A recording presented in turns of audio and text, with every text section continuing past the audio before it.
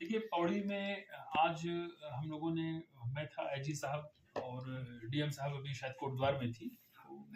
CDO साहब थे, SSP साहब थे और भी ऑफिसर्स थे। उनके साथ एक प्रिलिमिनरी हम लोगों ने समीक्षा की जो मानसून का ये सीज़न चल रहा है और जिसमें हमारा रेड अलर्ट अभी 5 तारीख तक हो रखा है। तो उसके दृष्टिगत पौड़ी जनपद की क्या स्थिति है उसके बारे में पूरा एक रिव्यू लिया गया। और अभी जैसा कि आप सभी को विदित भी है कि चारधाम यात्रा को भी हमने 5 सितंबर तक स्थगित किया है और सभी एंट्री पॉइंट्स जो चारधाम रूट के हैं उन पर किसी को भी आगे जाने की अनुमति नहीं होगी। अगर कोई बीच में यात्री है तो उसके लिए बिल्कुल स्पष्ट निर्देश है कि उनके ठहरने का, भोजन का, बच्चे हैं तो उनके दूध का, इन सारी चीज़ों का प्रबंध किया जाए। खासकर उन लोगों का विशेष ध्यान रखा जाए जो आर्थिक रूप से बहुत संपन्न नहीं है। अगर किसी की बुकिंग है, अपने होटल्स हैं, वो एफोर्ड करके ऑलरेडी बुक कर रखा है तो उसमें कोई इशू नहीं है। लेकिन अगर कोई ऐसा व्यक्ति है जिसके पास व्यवस्था नहीं है तो इसको बिल्कुल व्यवस्था करने के लिए कहा गया है। टेम्परेरी रजिस्ट्रेशन भी सस्पेंडेड है 5 तक, जो हमारे ऋषिकेश के यात्रा ऑफिस से होते हैं उसको भी सस्पेंड किया गया है। और 5 तारीख को मौसम की स्थिति देखने के बाद आईएमडी का क्या फोरकास्ट है उसके बाद तो आगे निर्णय लिया जाएगा। आपदा के दृष्टिगत जनपद पौड़ी में अभी हमने पूरा रिव्यू किया था,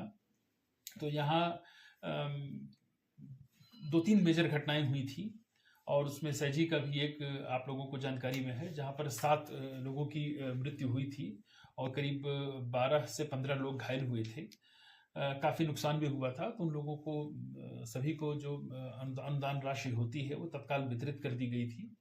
और जिनके घर टूट गए थे उनको भी शेल्टर होम में रखा गया है और उनके खाने पीने का सारा प्रबंध प्रशासन की ओर से किया जा रहा है। इसी प्रकार से अभी थैलीसैंण में जो मिसिंग लोग थे अभी उनके बारे में भी तलाश का काम जारी है और भी डेटा कलेक्ट किए जा रहे हैं, लेकिन अभी तक उनके बारे में जानकारी नहीं मिल पाई है। इस पूरे सीजन में तकरीबन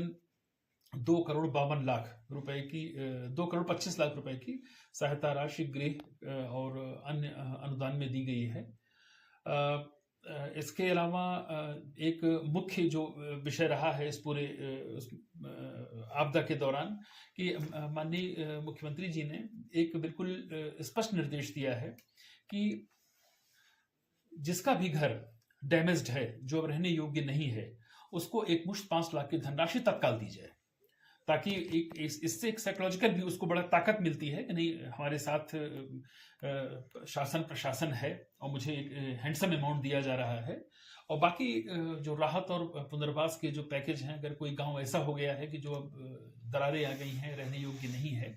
तो उसके लिए भी उनके विस्थापन के संबंध में भी जो भी हमारी एक एसओपी है उसका अनुपालन किया जाएगा।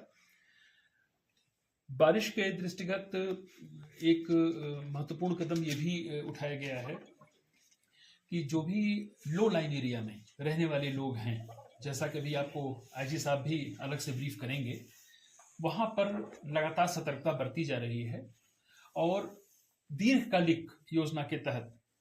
जो भी गाट गदेरे हैं, नदियों के कोर्स जो फ्लड प्लेन में अगर किसी ने कोई अपना कंस्ट्रक्शन कर रखा है, सरकारी नाले पर कर रखा है, तो उसका एक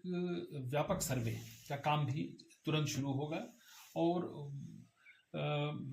जो विधिक प्रक्रिया होती है उस प्रक्रिया का पालन करके उनको वहाँ से हटाया जाएगा,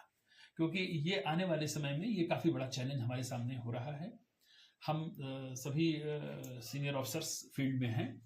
और कल कुछ हम इंस्पेक्शंस पे भी जाएंगे। परसों मंडल स्तर की एक समीक्षा बैठक भी यहाँ आयोजित की गई है, जहाँ सारी चीज़ों का एक रिव्यू किया जाएगा। और एक सूचना प्राप्त हुई थी कि अधिकारी फ़ोन नहीं उठाते, तो एक हमने टेस्ट भी किया अभी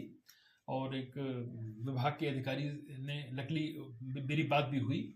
और ये मंडली बैठक में भी निर्देश दिए जाएंगे कि जो भी दूरभाष पर संपर्क करने का प्रयास करता है, वो पब्लिक का हो, चाहे वो ऑफिशियल हो या किसी के जनप्रतिनिधि का हो, तो फ़ोन पर रिस्पॉन्ड करें। अगर रिस्पॉन्ड तत्काल करने की स्थिति में नहीं है तो आप कॉल बैक जरूर करें।